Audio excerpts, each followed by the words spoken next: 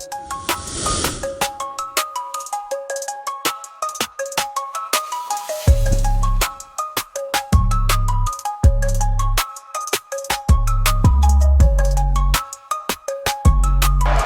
for the thousands in attendance and the millions watching around the world, let's get ready to rumble! What's going on, people? This is the No Strings Podcast. I am your host, Kojo Anim. And yes, I've had a podcast before, but this is a brand new one, going on a new journey with some special guests from my phone book. And I couldn't start anywhere else than with the person that raised me. Now, you're probably thinking my mother, but we're going to get into the technical details. Okay, my first guest is somebody who I call my lifesaver, somebody who I call my hero, Miss Sandra Antoine. How are you? I'm very well, thank you, young man. And how are you? I'm good. So people won't know, many people won't know, but I actually was, raised in foster care. Mm-hmm. And Sandra is the lady that raised me from 5 years old till now, technically. Yes. I still need help here and there. But I really wanted to kind of get to know you today. I feel like many people never really get to know their parents. I think along the way, children kind of ask questions, especially in our community. Mm-hmm. I feel like sometimes people feel afraid to ask certain questions. Africans definitely don't want to answer those questions. And then sometimes, as you know, my mum passed away. Mm-hmm. And whilst, I felt like I did know some of her story, I never quite felt like I knew all of it, Mm-hmm. But as the woman that kind of raised me for the majority of my life, mm-hmm. I feel like, it was important for me to kind of start by kind of getting to know you a bit more than then grandma, then auntie, then mum, the woman that raised me, and many, many others. So I kind of want to start from the beginning. I know that obviously you was from Guyana. Yes. Born and raised. Yes. So what part of Guyana are you from? I was born in Georgetown, Guyana. Mm-hmm. Is that the capital? And that's the capital. Right, okay. Yes, I'm a tongue girl. And spent the first 15 years of my life in Guyana. Oh, wow, okay. And in 1962, when the political upheaval started, my father, who vowed he would never leave his country, he had to make a decision to leave because things were hotting up, and he was a building contractor. Oh, right, okay. And he was not getting the tenders that he had put in, the work. He wasn't getting it because he was always constantly being undercut. Right. So he had to make a decision to go elsewhere. He had a choice of USA or England. He chose England. Because it's nice and cold. Because there you go. He didn't have a clue. He knew that my uncle was here before. Yeah. He seemed stable and he seemed upright. Mm-hmm. Whereas those in America seemed very busy, slapdash and what have you. So I think he chose to come here. So before like England and coming over and leaving, what was life in Guyana like? Did you have brothers and sisters? What was the home like in Guyana for you? Well, what was life like in Guyana? Put it this way, when I came here, I cried for about 3-4 months non-stop, asking to be sent back home. I was here with my mother and father, and I was asking to be sent home because I did not like this place. I came from, I would say, looking back on it, we were middle class. Mm-hmm. Always, I never lacked, and maybe they had problems and issues, but in those days you don't talk those things in front of children, so things just appear, and your food is there, your clothes, your toys, everything. Friends, we lived in a middle class area, and that was a family home, because my mother's parents were from Barbados. Okay. And he was a sea captain. So you're Bayesian as well? So, of course. I didn't know this. You didn't know that? You see what I'm saying? I never knew. Okay. You didn't know I had Bajan in me? Well, no. Yes. I have half a Bajan in me. Okay, right, yes. okay. And lots of our relatives, I think, that we don't know. Because I grew up with only my mother's immediate family, and my father's extended everybody, because my father was Guyanese, and I think his 4 parents. Right. And so he came from a place called Berbice, And so we had lots of relatives. So the majority of the people that I call relatives and are blood relatives are my father's side. My mother's side only had her brother and sisters. Did you have any like brothers and sisters? Yes, I had a brother and a sister, right? There were 2 children that my father had before he met mommy. Okay. And but they were part of the family. They were my brother and sister. You never there was felt no any... step, Yeah, this yeah, and yeah. half that, Yeah. and what have you, you know. I was brought up with them because they lived with my parents for a while, and so I knew them. And I kept in touch with them even up until my sister passed 2 years ago. So were you the only child from your parents? Yes, I was the Right, only child, okay. the only living child, I must say. Right. This part takes me into a purpose. And even if I seem I'm going off a bit, but my parents, mommy and daddy, from what I remember, they had about 6 children. Triplets first, and then a birth, then me and another one.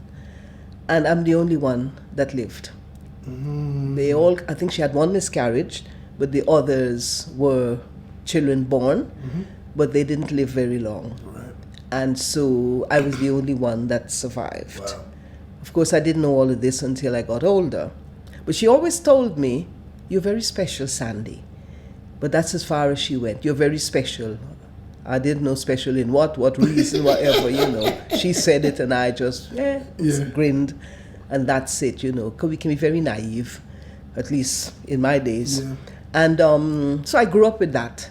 You're very special. Didn't understand why I was special. You didn't feel why? I did. I mean, yeah, I knew because I was loved by her. She doted on me. As a matter of fact, people called, when they saw us, they used to say Winnie, because her name was Winifred, and they used to say Winnie and her one eye, right? And that's a term that is used back home when you have one child, Right. and that child is everywhere with you. Okay, right. So it's either Winnie and her one eye or Winnie and she handbag. And you was the one. And I was the handbag. I was the handbag. Because we went everywhere. Right, okay. We went everywhere. And I literally adored my mother. You know, she was such a quiet person. But then I realized that side of the family, her sisters were just the same. I didn't know my grandmother, her mother. I knew her father. Right. But I knew him, to me, he was always old. Okay. You know, he Yeah, was yeah, always yeah, yeah. old. And so I didn't know a young pappy, you know. But I knew him. He died when I was about 12. And so, but I knew her sisters and her brother, and they're all a wonderful family. Now, Nice and quiet. in Guyana, like, how was it like in school? What kind of schoolgirl were you? How far was the school? Oh, school was just a couple corners away. It was just a primary school. I started off in nursery school. Yes, my godmother had a school. And at 3, I was sent off to school, start my education, like any 3-year-old wants to start education. But I was sent off. Yeah. And my memory that day, as I was going up the stairs, because her school was in her house, so I was going up the stairs and, you know, really frightened. Although she was my godmother and I knew her, but, you know, this was something different. I was going to do something different other than just go and spend the day with her. And I stood there crying and I wet myself on the steps, on her steps going to school. So I always remember that was the beginning of my educational pathway, wetting myself on my godmother's step. Special On kids the wet way. themselves, man. You're looking at your boy right here, boy. Yeah, ain't about me right now.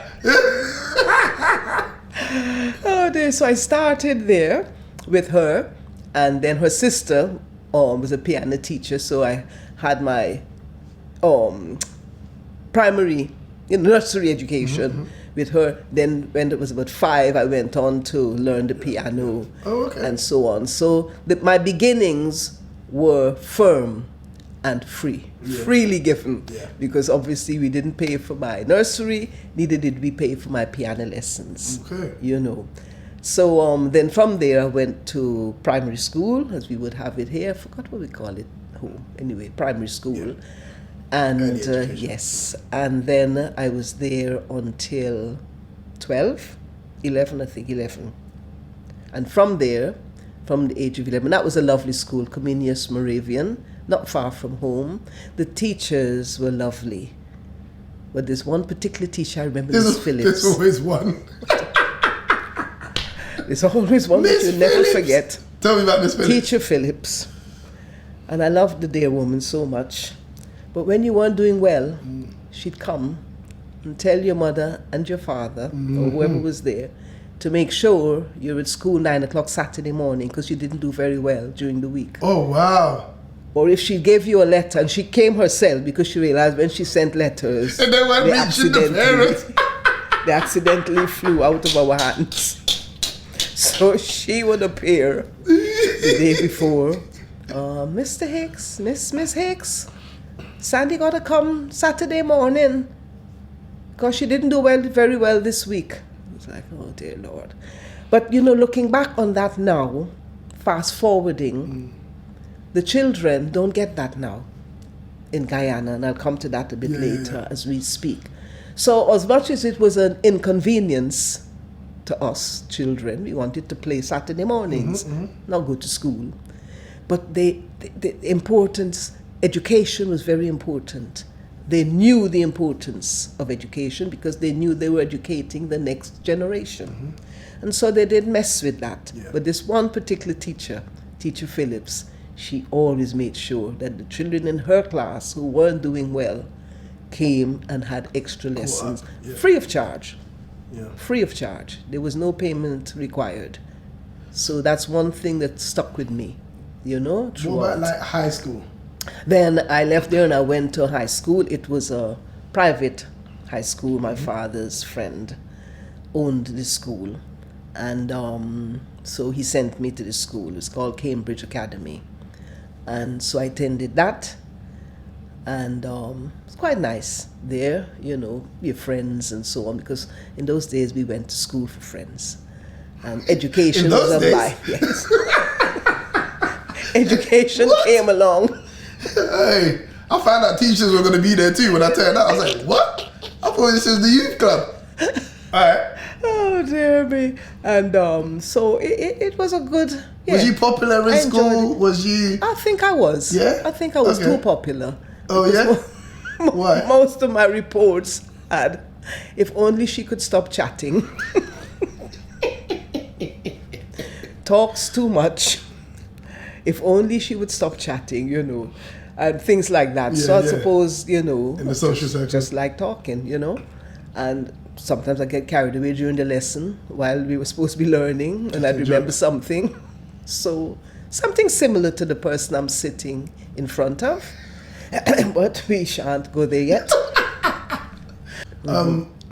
So now coming over to England, Yes. you were 16? 15. 15 years old. Yeah. And you said you cried for months. What was it like being in England? What was your first real experiences? That instead of like missing home, what did you realize about England the moment you landed? The first shock was turning up at the house. We were in Hammersmith. And my father opened the door. And because he had come here a few months before myself and mommy. Yes. And he opened the door and he showed us in. We went into a room and took our suitcases in. We sat there and I was, in England and what have you, just sitting there thinking of my friends. Because I had 21 days, I should add, of adjustment. 20. Yeah, from leaving home, I had 23 days because we flew to Trinidad and then we spent 2 days there and then we joined the ship. So we came to England on a ship. I'm thinking you took a little easy jet or No, British Airways or that. No, A ship. No TUI. Oh my God, it's only after I had my first cruise, right, that we all went on that cruise, I realized I had a cruise at 15, but didn't realize. Okay, we were down in the we would call it The basement.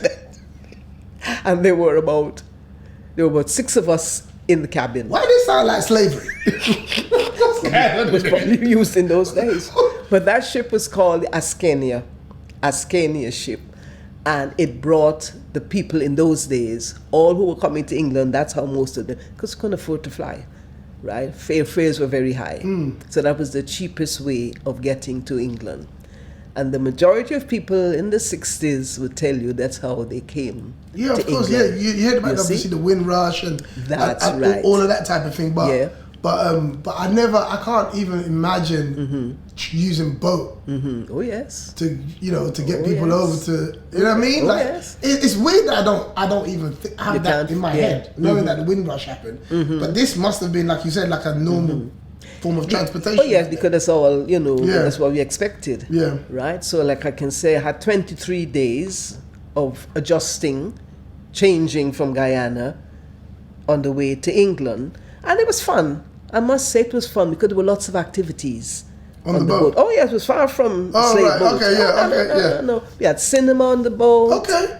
There were parties and everything. That's why I said when I went on that cruise, I realized, hey, I Yeah, had my yeah, first you've been cruise on- at yeah, 15, yeah. right? Okay, we might not have sat at the captain's table, Yeah. but so what? We were fed tea, breakfast, and dinner, and there were lots of activities. Okay, so it was a fun experience. It was, Yeah, it was, okay. it was. I enjoyed that. Okay, so you come to England, So come you arrive, now, we arrive. and The first shock, as I said, Dreary. went into the room, and I said to my dad after he settled us down, and I said, so where's my room? So he said, here. So I said, where's your room and mommy room? He said, here. And I said, what do you mean here? I said, where are the other rooms? Because this was a big house, I might add. Looking from outside, big 3-story house. And he said, this is our room. And I said, we have to stay here? And he said, yes. Now, I had just left the house, massive house, where I had my own room. We had a gallery, we had, Porch and dining room, everything, and a big yard, there, lots of fruit trees and what have you. And all the sun and the, pleasantness of just being, in Guyana. And he's telling me that we're all in this one room. And I think that's the first time I burst into tears. And I said, I don't want to stay here. And, they ignored me for a bit. And then he explained to me that we're going to be here for a while. And then my uncle, who owned the house, we learned, I think you remember Uncle Rupert? Yes. That's why I always call him the elder statesman. He came to England in the 50s. He did some business by buying houses. And this one in particular was the biggest and the best one he had, because this was Hammersmith. It was a beautiful area. Imagine. A beautiful area. And so he bought this house, and every one of us who came to London Were there. stayed in that house. To get And this then we house. branched Yeah, out. Of course. And that's why, I always give him that respect. He helped. If you didn't have the money, he paid your fare, and then you worked, and you paid it back Yeah. to him. And whoever wanted to come, this is how we would assist them. And we would all live there. So it's the next morning now, I could see people coming out of different rooms, and it's like, who are all these people? Yeah. And my father said, we all live in this house, sharing the kitchen, sharing the bathroom. It was like, what is this? I don't want to be here. And I cried every day. Every day I'd cry, I want to go home, until he got fed up with me. And he shouted at me one day. And it was so unexpected, the way he behaved, that from that day I never cried again. And that was crying from September to about January, February. I would say January. Because Christmas wasn't too bad. The first Christmas we saw snow, so it wasn't too bad. But I cried every day to return home. My mom would say, there's nobody to send you back to Sandy. And then he said to me, we're going to stay here for 5 years, right? And then we're going to go back home. And that sort of said, okay, then 5 years, we'll go back home. Yeah. In 5 years. At least he gave you like a period of time so that could kind of settle your mind. Yes. So So there was okay, a landmark there. yeah. Yes. Okay, So you 5 can years work here, towards that, and yeah. then we're off. Yeah. So, but then I started college. My cousin, I always remember him for that, Victor. He came and he said, okay, what you going to do? You can't work and you can't stay home. So let's get you into college. Of course, I wasn't 16, so it was very difficult. Yeah. But thankfully, he got me into college all the way in Hounslow. Oh, wow. And then I started to make friends. And so I settled eventually. So at the end of the 5 years, when they were preparing to return, I said, I'm all right. I said, I think you I go stayed. ahead. I'll catch you in another 5. Because once you make friends, I think that's the powerful thing. Once you make friends, it's a home you're creating. That's right. You know, you're creating community, you're creating friendships, you know.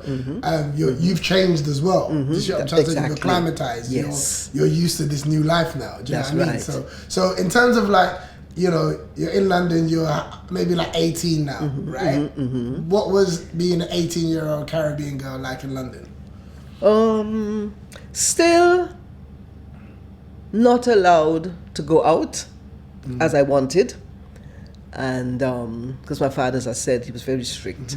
And he did not change his standards because we were in England. Yeah. So I went out occasionally with my friends, but my mom and I did lots of things together. Right. So she was my partner. Yeah. So we'd go to the cinema together and what have you. And it was so funny that the first time I said I was going to the cinema, and I didn't say we are going to the cinema, she said to me, like, you find a boyfriend? So I said, no. She says, so how are you going to the cinema? I said, because I'm going with one of my friends. Yeah. She went, okay, so I can't come. Oh, that moment's tough, boy. When you realize your child is grown. You're like, what? And it was so funny. But maybe still went, afterwards, you know. Yeah. It was just that first time, as I look back on it now, and I thought, oh, she must have really felt abandoned. Because we did everything together, we did lots together. Did your mum do stuff with your dad? Like, did they hang out? Did they go out to like, said they go and dancing? Don't remember. Did they ever do any of that stuff? Because my father was busy working. So was mommy as well. They both worked very hard. They didn't really have time for had recreation. this plan to return home. Right. And so he obviously had his budget, how much he wanted to earn, so as to return and do what he wanted to do home. So we went out as a family. We went out as a family, mostly Sundays, Right.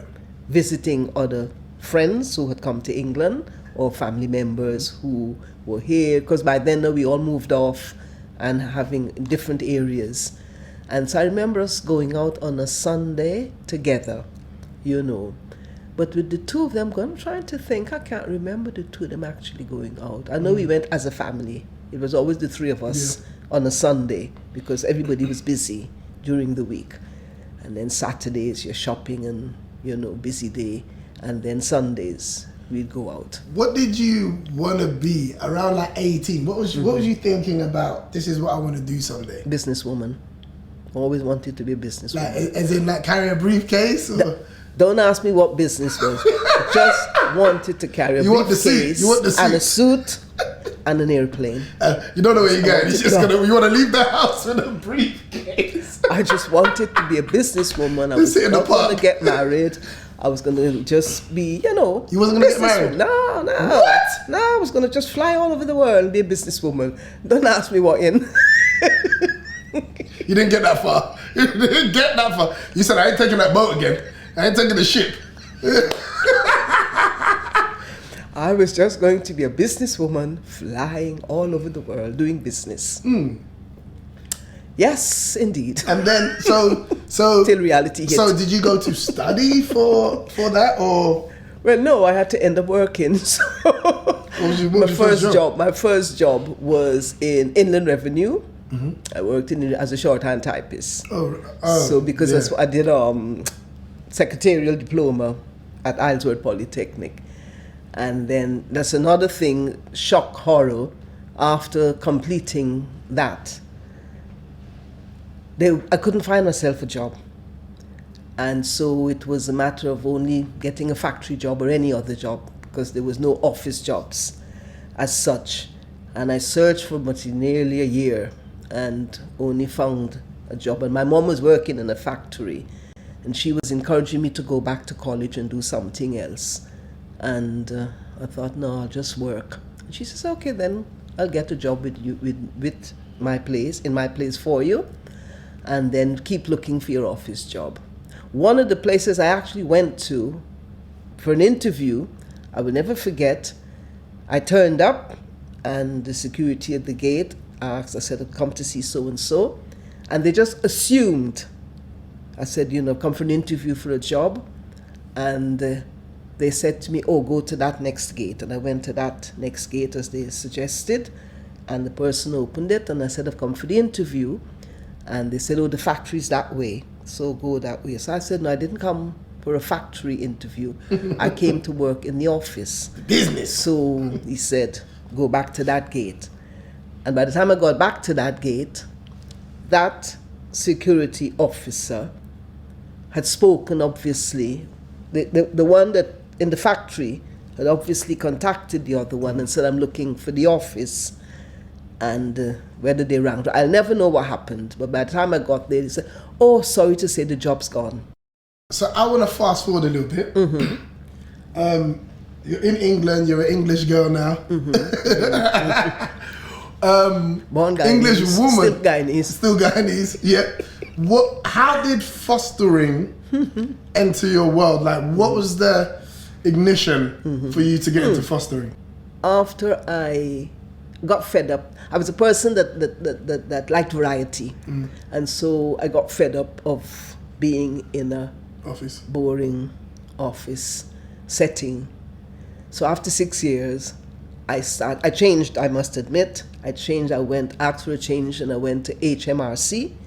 And then I asked for a change from there, and I went to superannuation funds. I didn't like being one place too long. And so I worked in 3 different departments there and enjoyed my 6+ years. And then from there, I went to work in a children's home. I just wanted a change. And I went to work in a children's home. One in Manchester, and then one in So you moved to Paddington. Manchester for a little while? Oh yes, I lived in Manchester for a year. Do you know what I said to somebody the other day? That's the only part of England that I think I can move to and not miss anything. Okay, right. Manchester. Yeah. And I mean, where I was there, I suppose I always liked being the odd one out. Because I worked in a little village called Worsley, Manchester. And I was the only black person in that village. In the village? In the village, yeah. In the village, They didn't have black people living up there. It was really way out. But they had this assessment center. And that's where I applied, and that's where they placed me. I was training as a trainee, what we were called?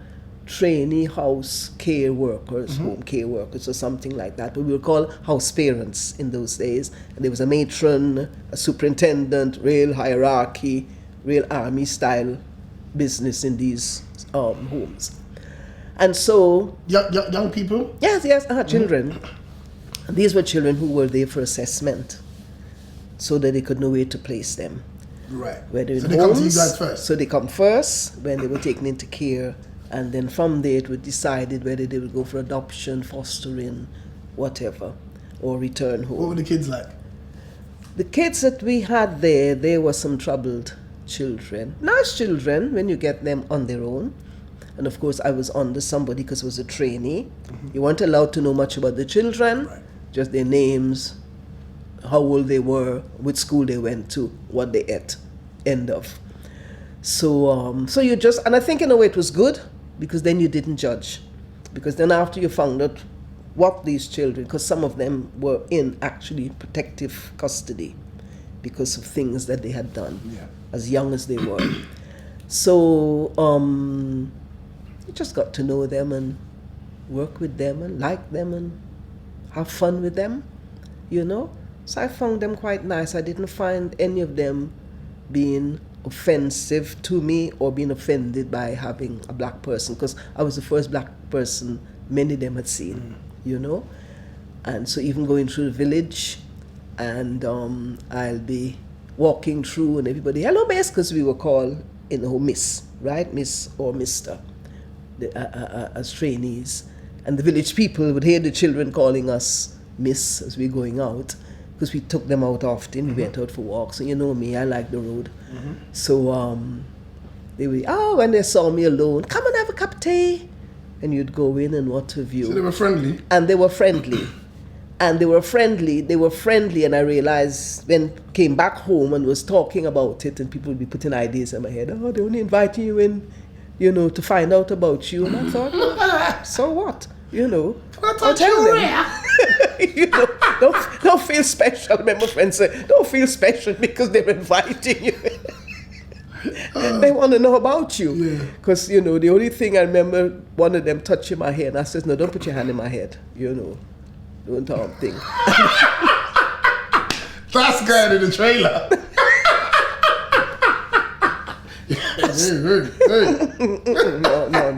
No. So then I found out, and obviously they wanted to feel the texture of the hair because they haven't seen that and what have you. I just enjoyed being in their company and telling them about myself and where I came from. And we didn't come here starving. Were you being blasé intentionally, or you just wasn't affected by that? I don't know. I guess I have the privilege to even say this. If I could have taken too much of that, but it seems to me like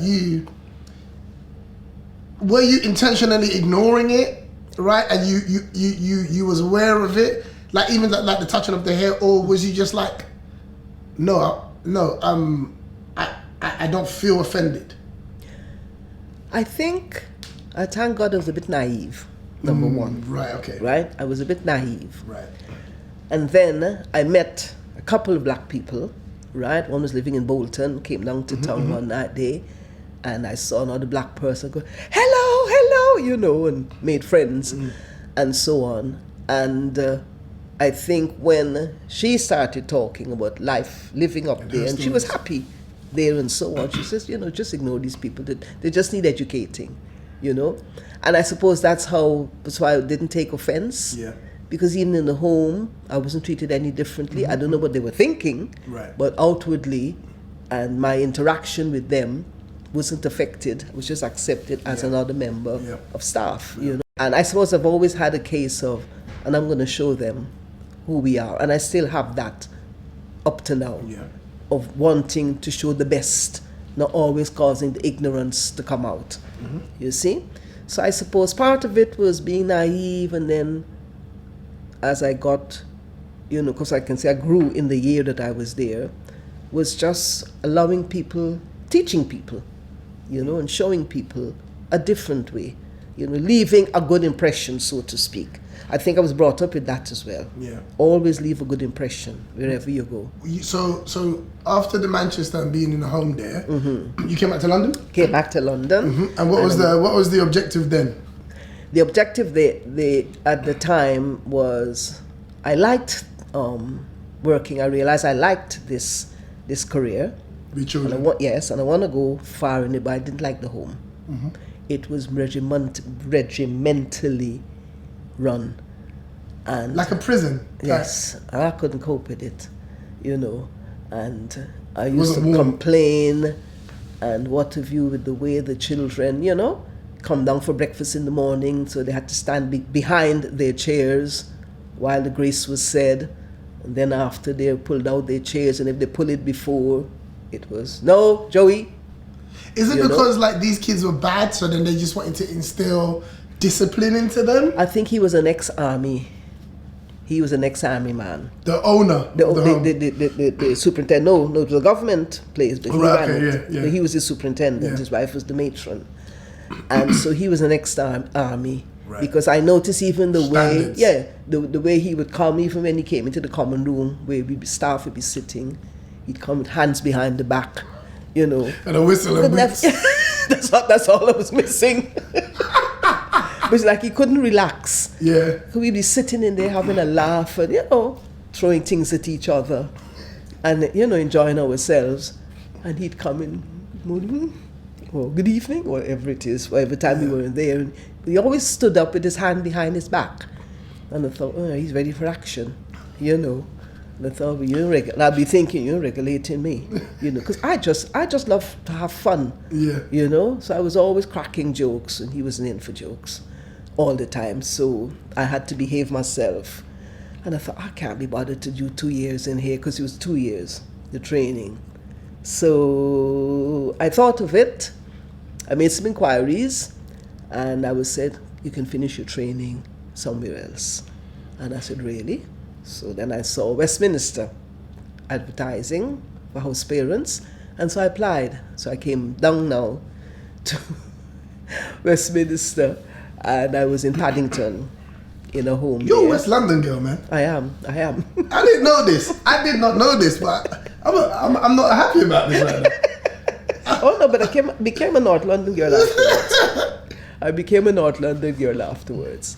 So I was in this home, and again, it was what I expected, and because this one was very lax. Oh, so the total opposite. This was Paddington, and a lot was going on, and a lot of the children were taken into care for lots of reasons, mainly mother's type of lifestyle and the jobs they did and what have you did not really connect to a young child. So we had lots of little children in there, but children who had seen a lot and experienced a lot. Again, my naivety, some of it shocked me. But at the end of the day, we had to part of the job. I stuck it out for I didn't stay a year. How old was you at this time? I had to be about 24 or so. 24 coming 25, And at the end of the day, I did not I didn't enjoy it. I didn't enjoy it. But you kind of wanted to be your own boss. Yeah, I think so. I think so, Because that matron made a remark, and she said to me that when I said I'm leaving, and she said, I had a feeling that you wouldn't stay. She said, but if you're going to work with children, you've got to put aside that idea that you have. And I thought, what's that? She said, because we've watched you, and you're very good at taking care of the children, and making sure everybody looks nice and smart and clean, and hair, ribbons put on, etc. And she really depicted, she caused me to see, what she was saying, because that's what I was doing. I wanted them to be nice children, and they had to be tidy and clean, and we'd sit there and either watch television together, or we'd go out together, and so on. She said, these children are suffering emotionally. She said, and that's the least, because I was complaining the way the other house mothers were treating them, and so on. She said, these children they don't need your loving care and, taking care of them, making them look pretty. They have seen some harsh things in life. So they need to be able to talk about it. Yes, because one of the children, she was swearing and, effing and blind. I thought at 6, 6-year-old swears, Oh. So I went to Anna, and I took her in, and I told her what had happened. And she said to me, you'll have to change your attitude to work with these type of children, she says, because you'll have to accept them for what they are and not try to turn them into what you want them to be. And so that's sort of, okay, fair enough. So it's a good thing I've made this decision to leave, because I think I wasn't ready for that. I was probably not open enough for that, I mean, like for instance, at that age, went with one of the girls, 2 of them, that came into the home. And I was told to accompany them to the hospital. Now, any person going into, what they used to call it those days, they were going for STD checks. But there was I can't remember the word that department was Sexual called. health? Yeah. But there was a sexual department. Yeah. Right? It didn't click on me, right? Both of these girls were tall, as tall as I was, and went into the department there and sat there, and they were calling, next please. So they said, you waiting to see the doctors? I said, no, I'm here with them. and so on. And they called their number and they went in. They came out, she went in again. And listening to them talking on the way home, and I said, what did you really go there for? How to make sure that, you know, that the, I forgot what they said they had, but, you know, the STD, you know, was checking. So I said, so is that where that place is? She said, didn't you know, miss? So I said, no, because if I'd known, I wouldn't have been seen dead going there with them. Because you look like you in there waiting. Exactly.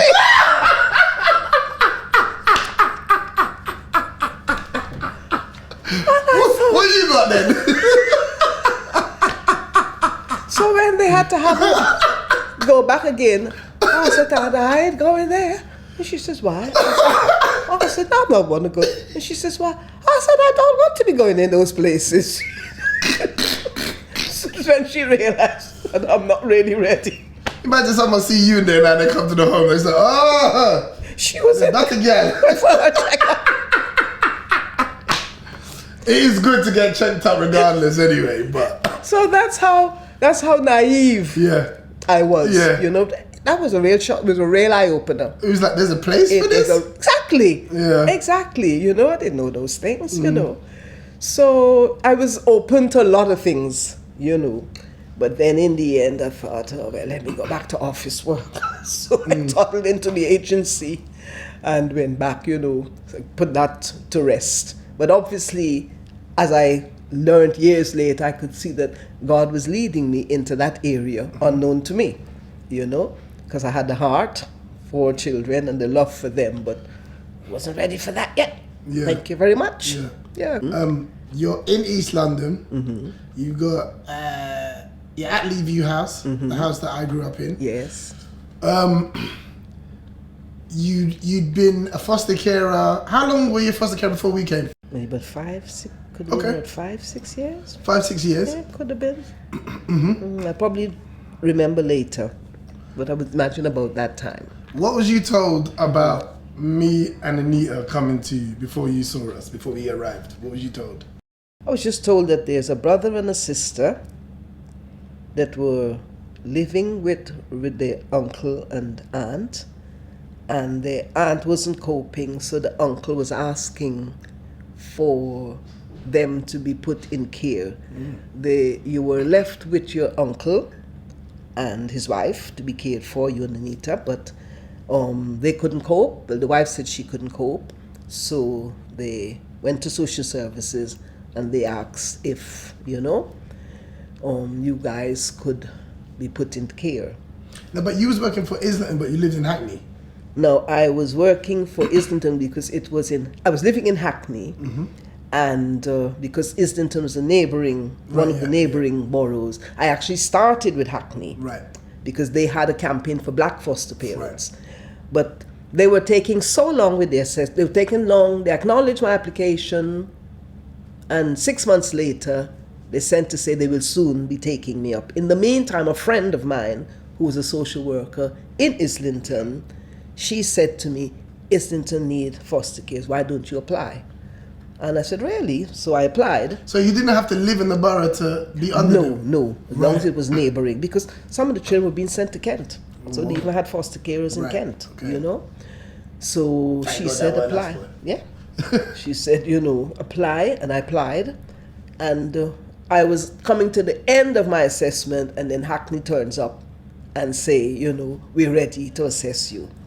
So then they had a little chat, and we decided, well, Islington had already gone way ahead, references and everything, and they wanted to. Because it's not an easy process. You got to be asked. I know that you got to be asked some really personal questions. Yeah. They really interrogate you. Into you. Yeah, and sometimes you think that's a blasted cheek to be asking me certain things, but. It's, you know, even like when we want people to get into fostering, it's the process sometimes that people don't even see out because they feel like this is too intrusive, you know, and they don't make it into actually get into the positions. You know what I mean? So, you decided to go with Islington. Yes. You know that because they completed their assessment. Yeah.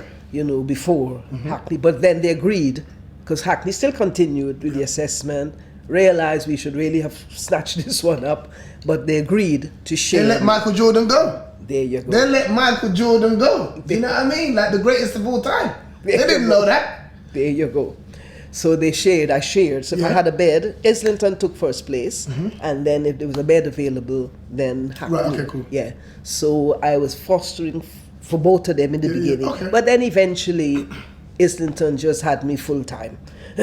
You know, because all the children that came to be with me came from Islington. So towards the end. So when so me and Anita arrived. Yes. So coming back to that. Yeah. Yeah. So like I said, your uncle approached them and asked them to take you in care because you weren't really left with social services.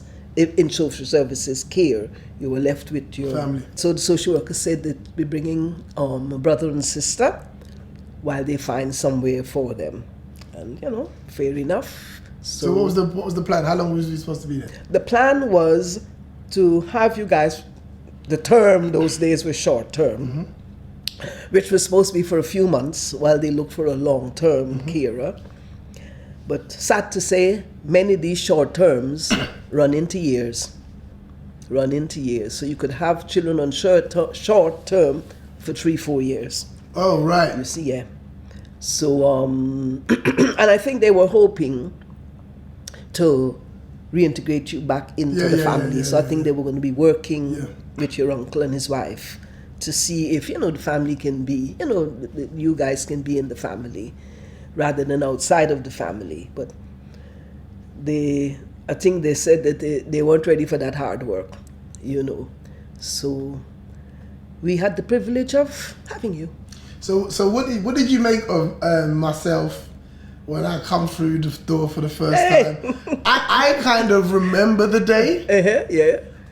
I kind of remember the day. I just remember coming with Anita. Anita was like 3, I think. And she was 2? About 2 years old. 2 plus, So I definitely had to do all the talking. Yeah, because we couldn't understand Anita. Yeah, she's 2 years, still baby. But I come in and I remember walking into the front room and there were so many people there. I felt like there were so many people. I think Leslie, Jonathan, Uncle, Tennyson. Tennyson was there. It just felt like busy, you know, and I was excited. I remember being excited by it. I still didn't know that we were coming there to stay.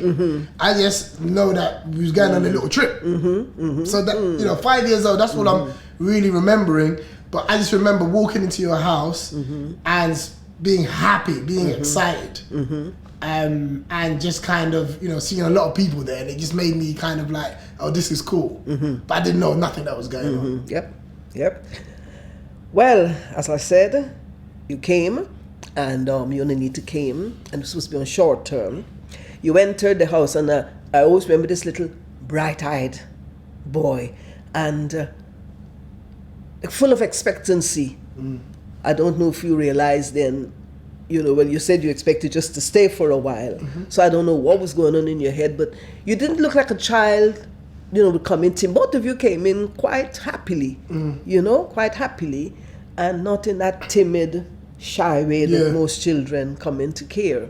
Because I always remember your face, and I don't think Uncle was there at the time. I think it was my uncle from America. Right. Because remember, he's the one that took the first pictures of you guys when you came. He was holidaying from America at the time.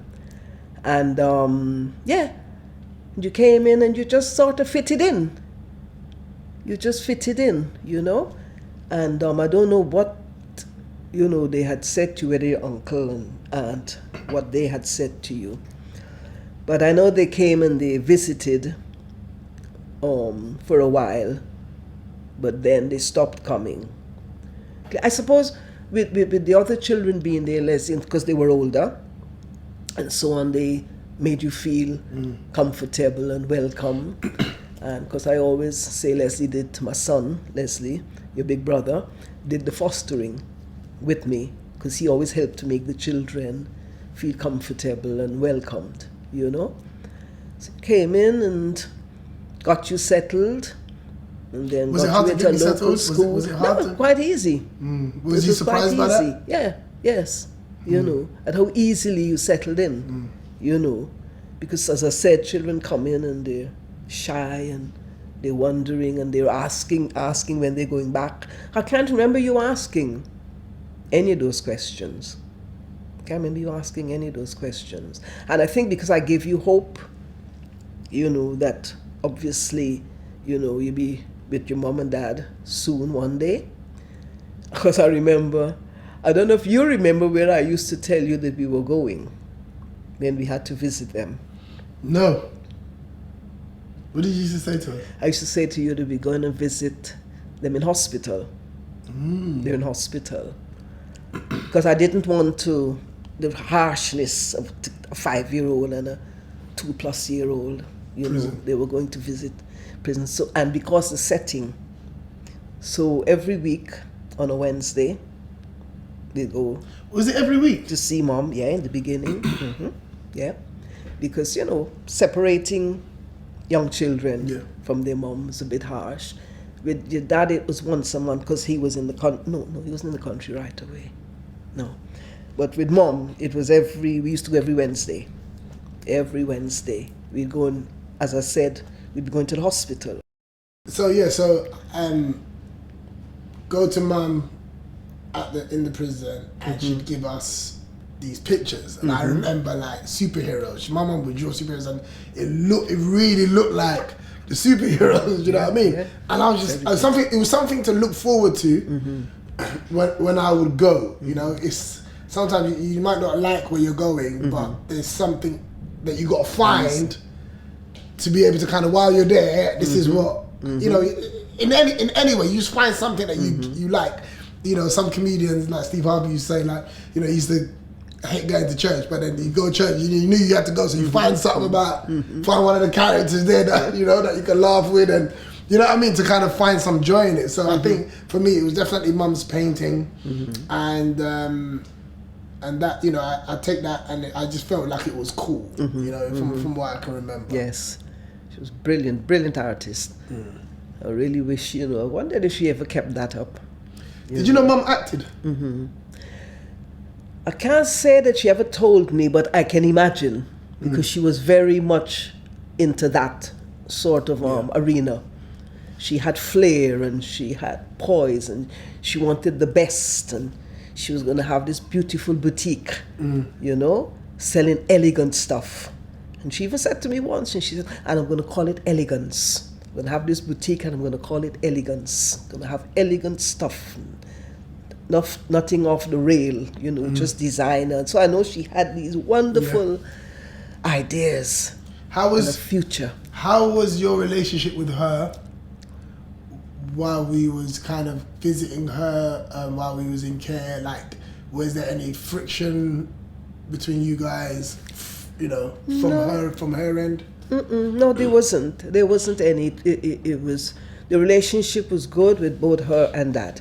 You know, visiting you guys, keeping them in touch, even when they phoned, and so on, encouraging you guys. Because, you know, with children, when parents phone, you don't want to leave playing, especially if you're out there playing with your friends, to come and answer the phone, etc., you know.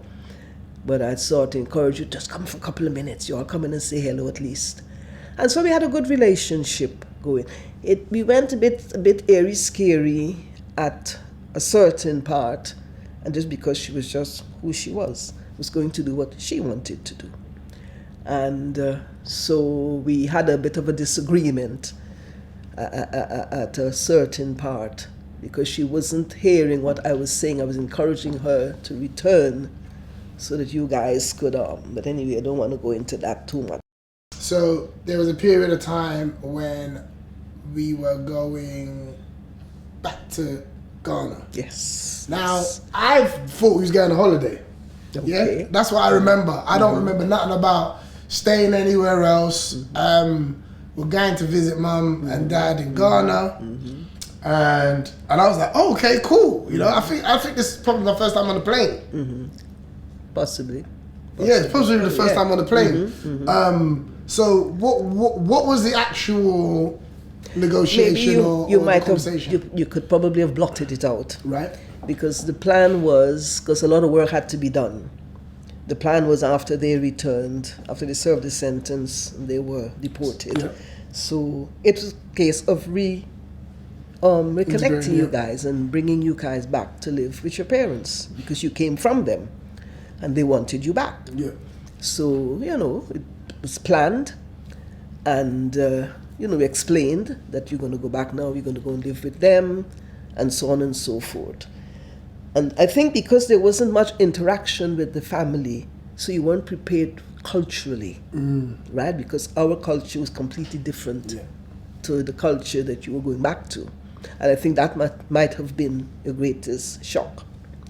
Because obviously you guys are Caribbean. Yep. So I grew up in a Caribbean household. Sometimes when I'm doing the accent on stage or having this Caribbean flair, people are confused. Some people are like, you can't speak Ghanaian, you can't speak Tree, you can't, like you can't do none of this African stuff. Like, where's this come from? But then, I got friends of mine that always say, Kojo's a Caribbean from the Caribbean. Like even somebody said like Kojo's like, he's not even Ghanaian, he's from Barbados. I guess because I naturally had this Caribbean flair, because that's the household that I was raised in for the main parts of my life. Do you know what I mean? So a lot of people don't know this. Now they know Kojo, from Ghana, and maybe now it's even more prouder to kind of be African than it was back then as well. Do you know what I mean? So it was oozing out of me. So to go to Ghana and things be absolutely different. I'm sure I probably would have felt the same if I went to Guyana or somewhere back home, but it would have just been maybe a little bit familiar in terms of the culture. Yes. But Africa was completely different. Completely nothing that I was experiencing. Even down to the greeting the elders. Yeah. I mean, I was told off for that haven't trained you from what they were, as your mom was interpreting and what they were saying, train you children properly and so on. But your grandmother had met me in that time. So I really felt close to her. Much as she couldn't communicate in English, but I knew that she loved me as much as I loved her. But the others, because the way you greet, and I thought, what's greeting got to do with anything? But then I learned afterwards, took you guys back to be reintegrated to family, and stayed with you guys there. For how long did I Let's talk about how you stayed with us. Yes, This is the 80s. This is the 80s, yeah? And were you staying at Aunt Copper's house? Yes. We're talking about like this room, this house, sorry. That was supposed to be a palace. This is what I'm saying. You're talking about 40 rooms in this place. The car park was like bigger than the school playground. Like it was a mansion in the 80s. It was. Right? And I guess seeing that reminded me of England a little bit in terms of living. Not like we didn't live in no mansion, but I'm talking about running water, things just being easy, and TVs and just normal stuff. Because my grandma's house was different. There weren't no doors. There weren't no doors. It's a curtain. That's the first thing I remember. Where are the doors? What do I slam in there when I'm vexed? I can't slam a curtain. But that's one thing I realized, and I just felt like where you were staying was nice, and where we were staying was just less than what I was used to. But I remember clinging on to you though. Oh yeah. Yeah, like do you want to talk about that? They weren't very pleased with that because it would appear as if I was encouraging you. Where I was trying to get you, this is where you're going to live. You're back with mom and dad now, so you have to live with them. And so on, but you was because we really bonded. You and I really bonded, and Anita, we bonded very well. So I remember I clinging on to you while we was in Ghana. I wasn't familiar with the place. I was familiar with you. It was kind of us visiting them, and then we're going back. Do you know what I mean? Yep. So I think if I remember, I was enjoying being there a little bit, but I just knew that because you was there. Yeah. That was my familiarity. Like honestly, I think, I wrote this in my book actually. Where I think the first time I came to your house, I think like I fell in love with you. As a 5-year-old boy, I looked at you and I saw peace in you. I saw something that made me comfortable immediately. So when you say that most kids come into care, they're very down or whatever. I don't know why, but in hindsight, I can look back and go, I know that was God choosing the perfect home for us. Most importantly for myself, because Anita again was baby. So I'm coming into, there wasn't a moment where I didn't feel safe, and I'm talking about the initial arriving at 53 Levy. I never worried about nothing. Okay, bye uncle, bye, see you later. Like, I was cool. I don't know why I was cool. I just was excited. So you was my safety net, you was my protection. Everything that I needed was in you. So to go to Ghana and be with my mom and my dad, they were strangers to me to a certain degree in terms of the consistency of being around them. Didn't know them every day, knew them now and then, but not every day. So the thought of letting go of your hand would have been horrific to me. Do you know what I mean? So we came over there. I know you did your best to try and integrate us. Grandma can't speak a word of English. Just Annie, Kojo. That's all it was. Yeah. I know. She loved you dearly. Yeah, man, we loved her too. But she was very vibrant. As an old woman, she was very vibrant and energetic. And then the bad moment came. We're being told that, well, you told us that you're heading back to England and we're staying. Yeah. Now, I go back to the beginning of this interview when you spoke about how you felt when you first came to England, and you was crying. Till this day, as a 45-year-old man, I don't think I've had more tears in my eyes than that moment. I mean, Britain's Got Talent happened. That was tears of joy. Those were tears. Yeah, but like, I felt like you was leaving me, and I'd never see you again. That's what it was. I would never see you again. You're all the way in England, we're all the way in Africa. To fathom living a life like that was a horror story to me. How was it for you when you left us? I can imagine, because it was also very hard for me. Because like I said, we really bonded from the time you entered our home. And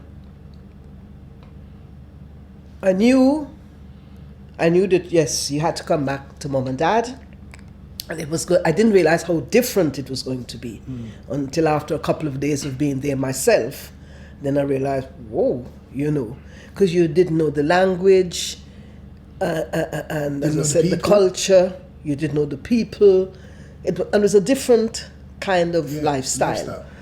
And so I never voiced it, but I thought a lot about it.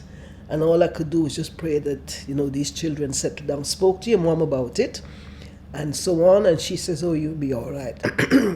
You guys have got family around and you'll be well.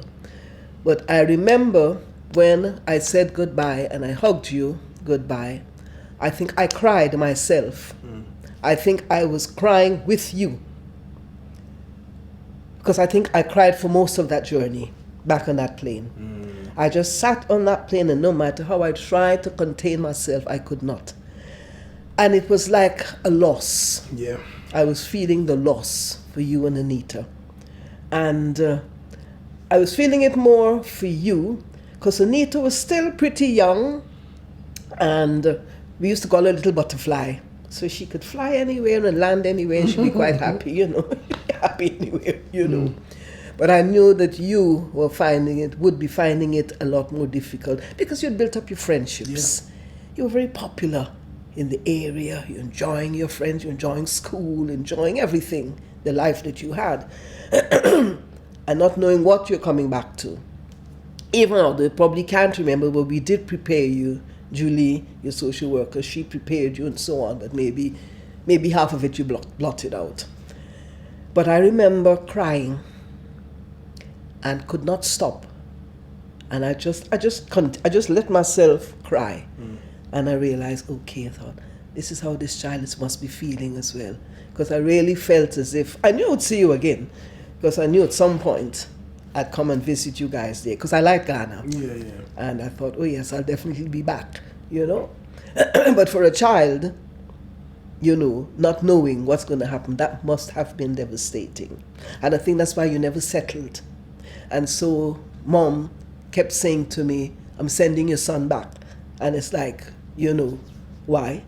He's not settling here. So, so all I remember is sitting in a car park. Mum was like, "You're going back to London, and make sure you learn English. Make sure you learn English," because my English was bad.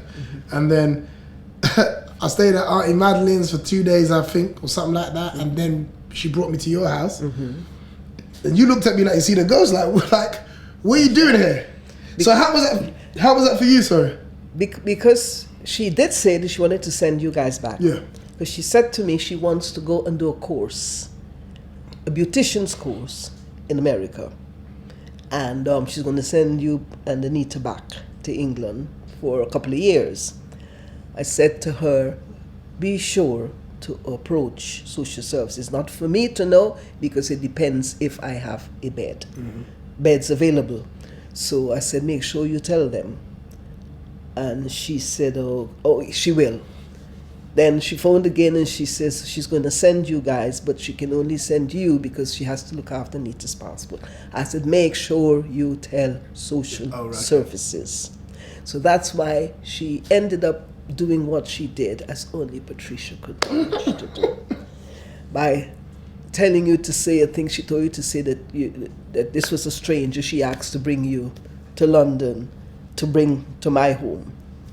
And at the end of the day, when you turned up, of course, shock. And this little boy comes back with his accent. And it's like, we found it hilarious. But you just left here. Because I was here like a year and a half, wasn't it? About a year and a half. I was about 9. Yeah. 9 when I come back. And it was shock, shock, horror. But my shock was, how could she, because that's what you were told to say, how could she put a child on a plane and ask a stranger to look after them? So that was more my anger with her for doing something like this, But of course, how could we not? How could I not? Even the social worker said, she could not imagine me doing anything other than what I did, right? Because when I think she did contact them and they told her months before that not to do so. International social services will visit and make arrangements. Of course, being her, she took no notice of them because they said, if you do that, we won't be able to accept. They'll have to go into Kendon social services care. And but Pat being Pat, she sent you just the same, told Maggie to bring it to me, and of course knowing that I'm not going to turn you away.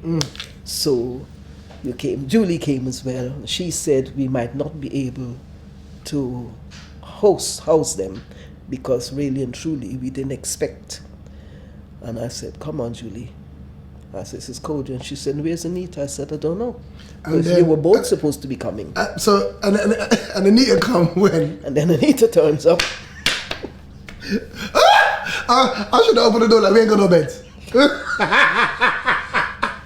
My sister come. It felt like 2 weeks after me. No, it was a couple of months. Yeah, couple of months. She come afterwards. The same thing. No announcement. No announcement. We was all like, she what? Had an envelope pinned on her with my name and my telephone number. Wow. And the airport authority actually phoned me to tell me that they have Anita Stewart. What? Excuse me.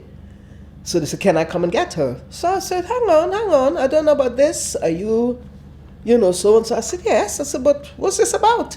Anyway, I phoned Julie and I told Julie what had happened. So Julie said she's heading to the airport to sort this out.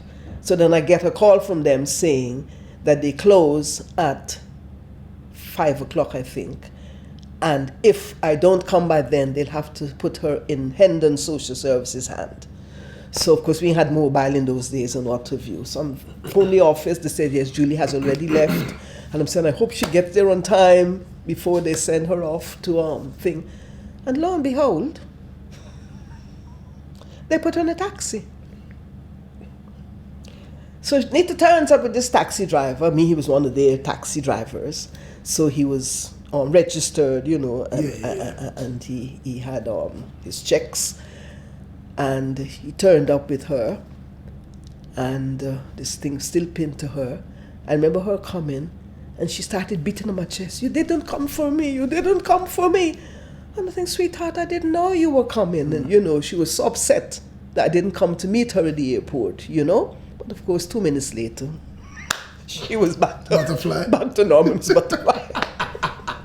She flew all the way from Ghana. A moment tension, but she was well. Yeah. And that's how you two returned to our household, and life continued. I think the second and we time... were all happy. Yeah, the children were all happy. I felt like the whole community. Yeah, it wasn't like, I felt like just slotted back in, because all my things were, everybody's in the same room, and maybe there was a couple more people that came along the way, but like, it was the happiest day of my life to kind of come back, be reintegrated. I remember Anita's older now, so I left St. Thomas's, went to Tyson, switching that whole school, because they were like next door to each other. So that was fresh again for me to kind of come back into that. Getting into sports, Leslie was like my idol, Grew up loving Les. Me and Jonathan always kind of had tension, because we were similar ages. I often... What was Jonathan like when I was in Ghana?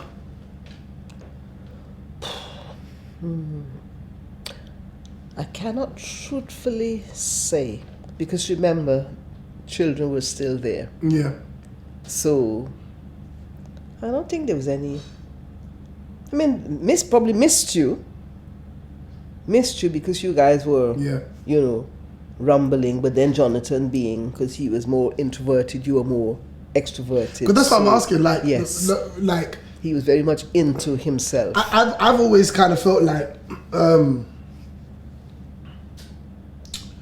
when it comes to Jonathan, I always felt like, did I rob him of being an extrovert?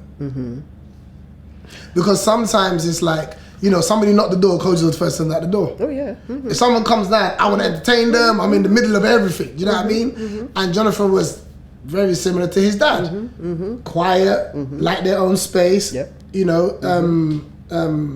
Introverted, playing his computer. That, you know what I mean? Like that was Jonathan. Jonathan shied away from people, but I never knew what Jonathan was like when I wasn't around. Was he a bit more open, or was he just always kind of just to himself? I think that was just his nature. Right. That's just his nature. Because I remember, now that you brought that up, I remember them telling me in school, to know they told you as well, when you were together at St. Thomas's, and they said to tell you to let Jonathan fight his own battles, because I think you were always interjecting. So if he had an issue, you would run, although you were the same age, and you would be there trying to sort him out. And I remember them saying to tell you to leave Jonathan to fight his own battles. But you knew how introverted he was and how quiet he was. And so I suppose you stepped in when to avoid bullying or whatever, because he was always very quiet. And that's why I ended up removing him from that school as well. Because I think flourishing there. I mean, obviously, I love Jonathan. I love everybody in the house. You see what I'm trying to say? Yeah. And I think part of being in Ghana kind of hardened me a little bit. Do you know what I mean? Because in Ghana, you definitely had to kind of look after yourself a bit more. So I wasn't afraid to kind of step in if there was any sort of kind of thing. And I remember Jonathan for me was always, even in secondary school, Jonathan was the kid that went to school. If you went in his class, you probably wouldn't remember Jonathan. You know what I mean? Like, you probably wouldn't remember Jonathan went to that school. And I remember even being in secondary school, like, I was popular.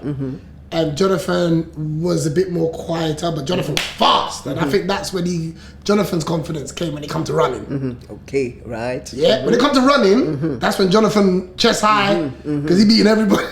Everybody, do you know what I mean? And I think that's when I started to, but there was often times when I felt like I dimmed myself down a little bit. Do you know what I mean? Like, I felt like I had to do that sometimes because I'd noticed that maybe I'm taking too much of the attention. Okay. When it comes to me and Jonathan, I was aware of it from a very young age. I was also aware of these are the things. My awareness helps me in comedy now because I was small as a boy. I wasn't tall. I was small, and even in school, I'd also noticed that if I say something back, I'm gonna get beat up. So I always let people win. You know what I mean? I always knew from a young age, I'm letting you win because your comeback ain't gonna be better than mine. And if I embarrass you, you're bigger than me. You're probably gonna come and beat me up. So I was always in control of. I was very aware of myself, and I think even with Jonathan, it was there was times where I felt like, let me be quiet here on purpose to give him the opportunity to see if he would get and interact a bit more. But I think Jonathan, for me, found his places where his confidence was. And definitely running and sports in that sense where I felt Jonathan lit up. You know, and I was always excited when Jonathan would be confident because I just felt like it was less, I don't know, it was less tension on me between us. Yes. You know? And this is from a young age, I noticed that. I watch shows like The Fresh Prince and I see Will and Carlton and them being similar ages and their conflict as well, you know? But it was always love. You know, it was always love. And that brings me to something that I told you that I wanted to discuss is, you know, there were moments in Care where, you know, for me, it was the happiest home on the planet. Yeah, it's still a place that I take people to, knowing that you lot don't live there today. Beautiful place. I still take people there because I want someone that is going to be in my life to understand what this house meant to me. You know, it is my Big Ben. It is my London Bridge. It is my, you know, my memorable place. It's got history for me, and there were two moments where I felt like there was friction. And this is the first time I feel like I had friction with you was when I how do I say this? When I basically got a pellet gun and I harmed Jonathan by accident, right? I remember like it was yesterday. I was coming home from school. We had a football game, me and Jonathan Keane. We was walking from school as we do through the park and all the other stuff. There was boys on the estate. Jonathan was out there with them. One of the boys had a pellet gun. And I was intrigued by it because you'd seen like Menace to Society and you'd seen all these films or whatever. And I remember grabbing the gun and then aiming it at Jonathan because he was like the closest person to me. And I remember quoting Menace to Society. I remember quoting it. And when I squeezed it, the only thing I've ever squeezed was like a water gun or something playful like a toy. And I remember when I squeezed it and hitting him in his eye with the pellet gun. And I remember I dropped it. I remember dropping it like, what? And I remember Jonathan running home. And I was still a bit disheveled. And I ran home as well to make sure that he was okay. And I remember telling you what happened. And it was possibly like the toughest time of my whole time in that house. Because the love that I felt was this shifted. From Uncle, from Jonathan. I felt your disappointment as well. And I don't think I ever felt your anger, but I knew you was disappointed in me. And I think any hour, second where you were disappointed in me felt like the end of the world. You know? It just felt like the end of the world. And I think all that was going through my head in that moment was, I hope they don't think that I done this on purpose. You know?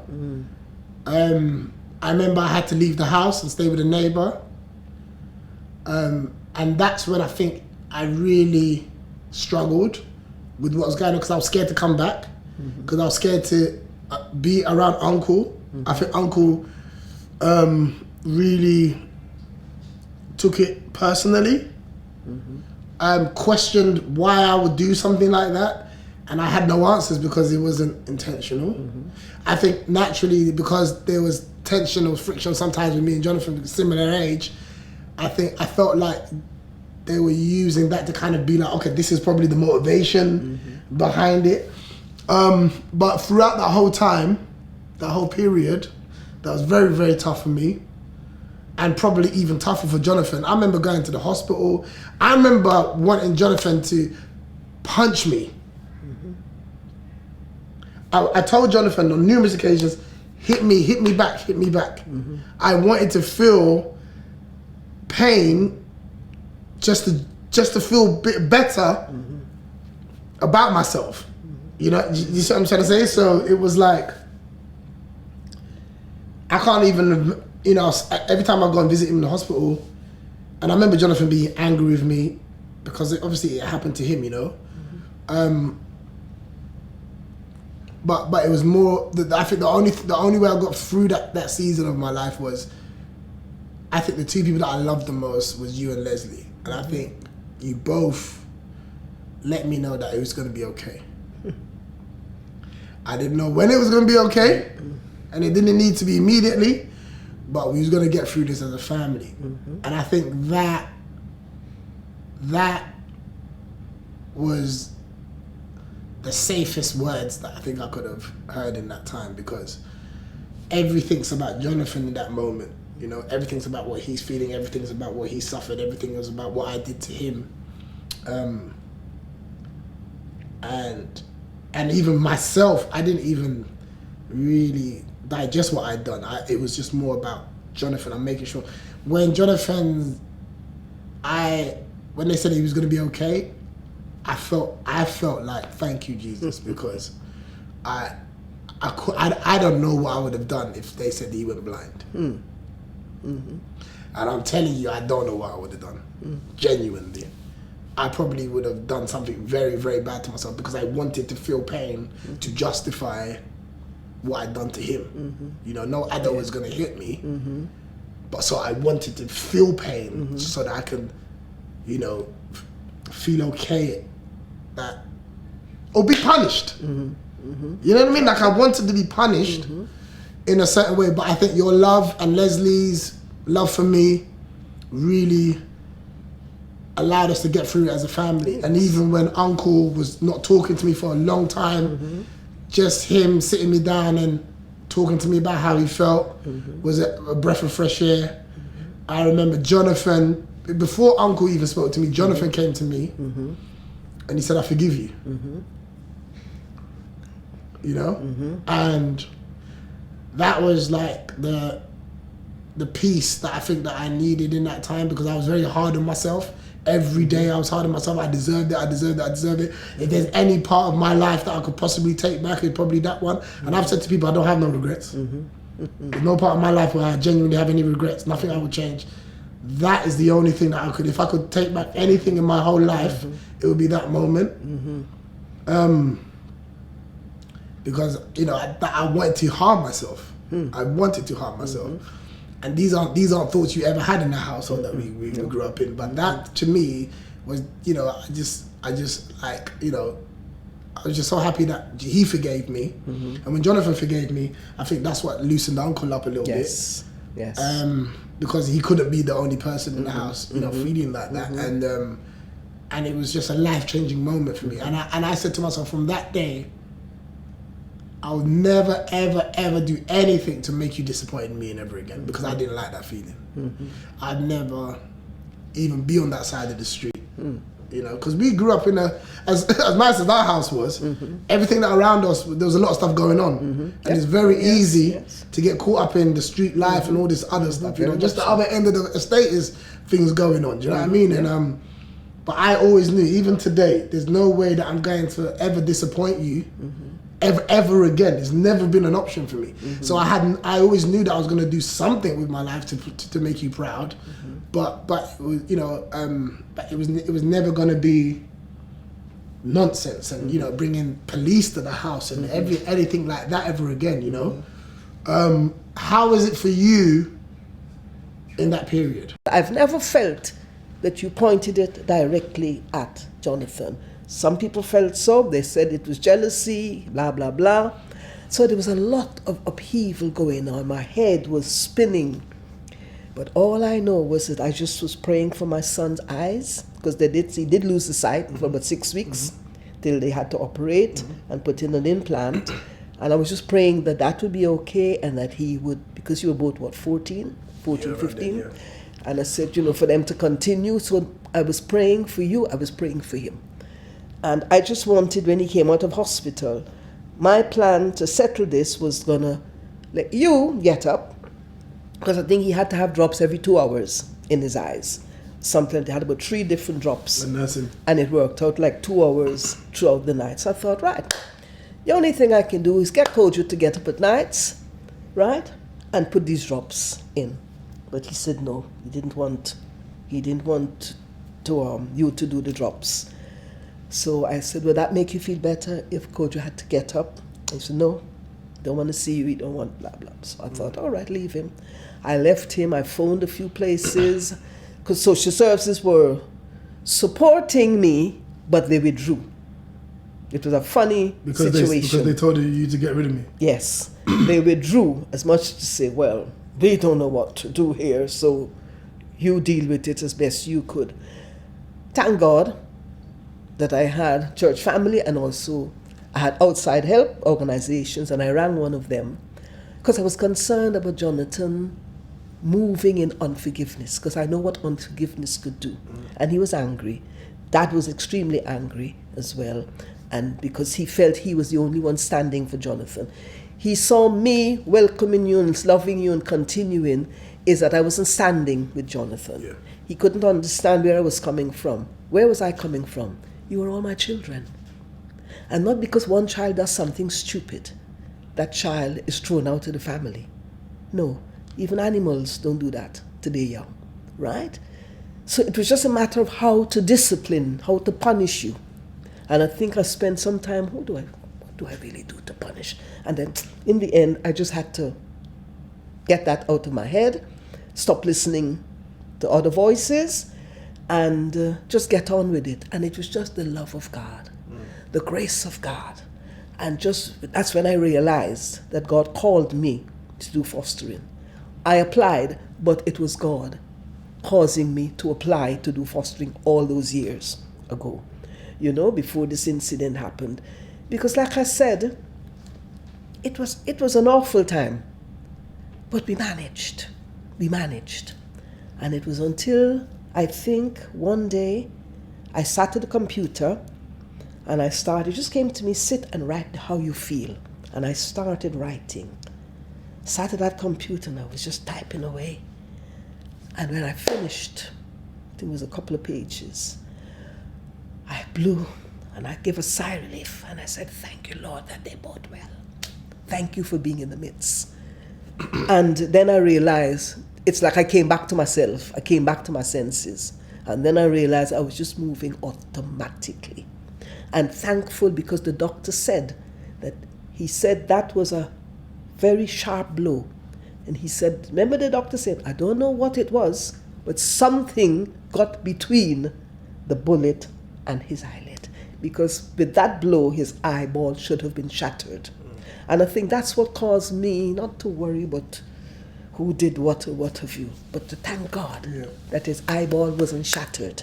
So I think I was more on that, that he was fine, yes, lost his sight because the trauma brought on a cataract and they had to operate, blah, blah, blah. But what made me happy was one day, I don't know if you remember this, he came downstairs, because of course when you were in the house, he stayed up in his room. When you were out, he'd come down. This day he came down and he saw you in the sitting room, and normally he would go back up. You were playing and he came and he stayed in the sitting room, and then you guys just started playing. And I don't know at what point, if that's the time he told you that he forgive you and what. I remember that. That was the time he told me. Yeah. But what I noticed, because he now was trying, because Dad was on his side, because he's as an adult now, he's telling me. So he was trying to please Dad. He didn't want Dad to feel, well, I'm still in your corner. Because when Dad came home, he went upstairs because he didn't want him to see I remember. him communicating and playing with you. And then he says, don't tell Dad yet. Yeah, I you remember. know. I remember. And so we had to carry on that. But it was a very painful period.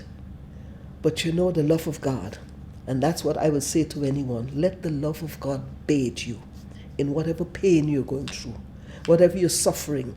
Let the love of God bathe you so that you can come through. Because if you're left to your own devices, you will end up doing things that then you would end up becoming, you know, sorry that you did X, Y, Z. So for that period, I can see I was carried in the arms of love because I couldn't do any better. I couldn't do anything other than what I did. And then as you grew older, that's when it was revealed to me that if I had ever done anything other than what I did, it would have caused you to go the other way. And you would not have been who you are today. So this shows you the love of God. This shows you the plans of God. From the day he brought you into my home, took you back to Ghana, you were sent back to England. The court ruled that you were to live with us because we ended up in court. The social services took for abandonment, that mom had abandoned you. She fought it, but the courts said no. She did by sending you guys back in such a way it comes on abandonment. So they ruled that you guys were to live with me until you're 18 and then you do what you want to do.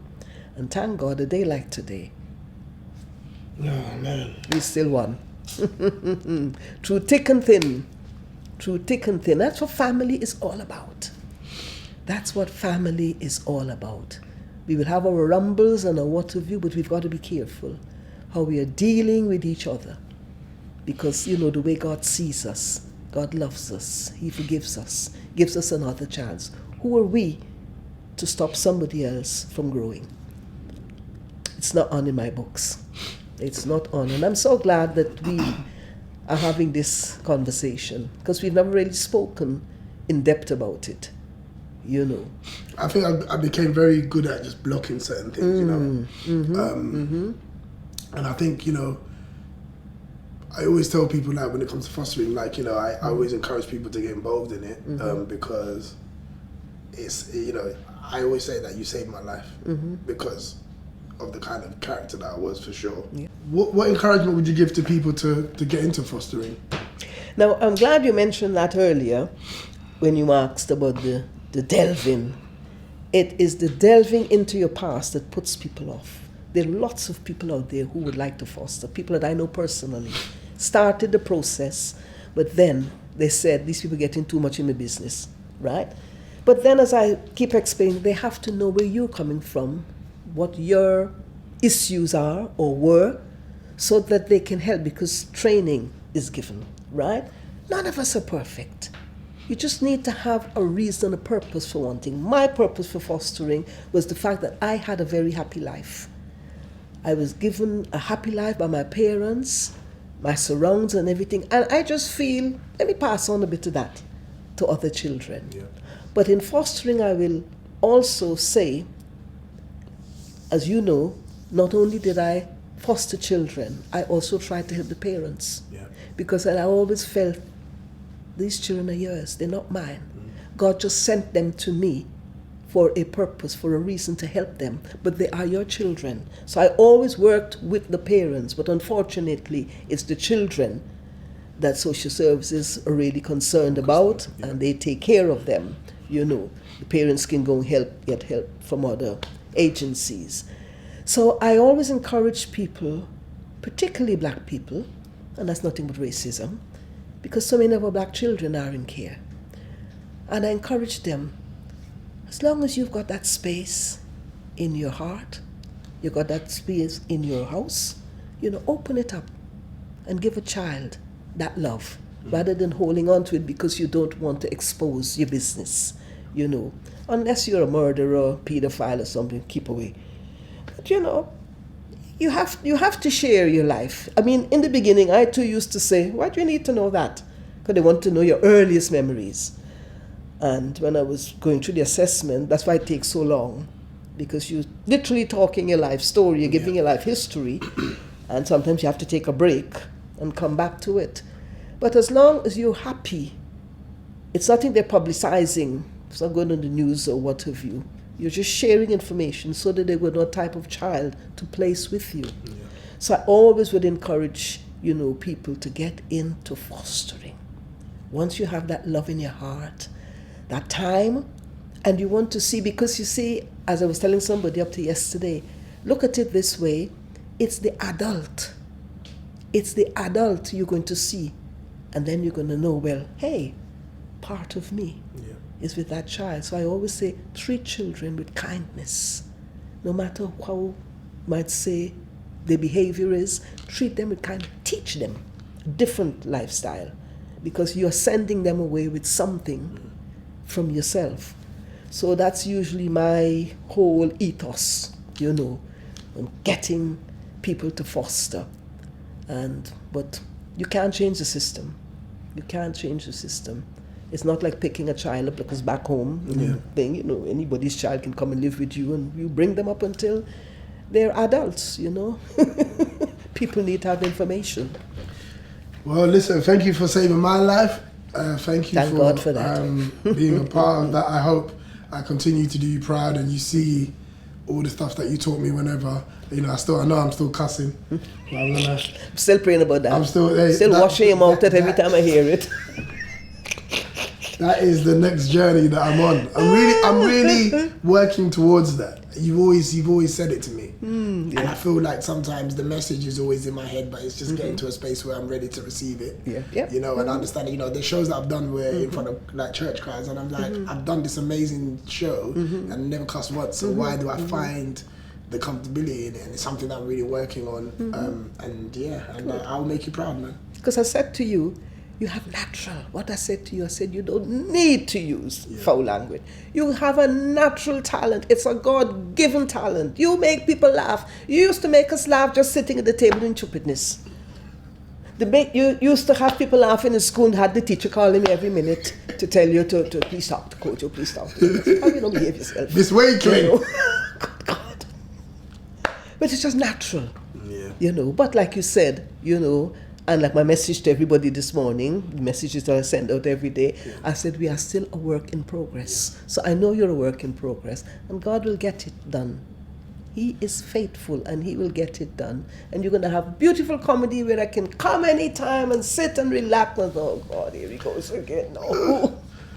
Not that I'm a prude, but I just don't like you know what it is? Offensive language. It's something that recently I've been like, Grandma don't come to my shows. And before, I was distracted because I was just in it growing, but now it means something to me. If you can't come, then I'm not doing something correct. Do you know what I mean? And this is the chapter I'm in my life. So I'm gonna do you proud, man. Don't worry. Praise God. Love you always. Thank you so much for coming. Love you too, my darling. Thank you for having me and for bringing back the memories. Some that I thought I'd lost. No worries. Thank you. God bless you.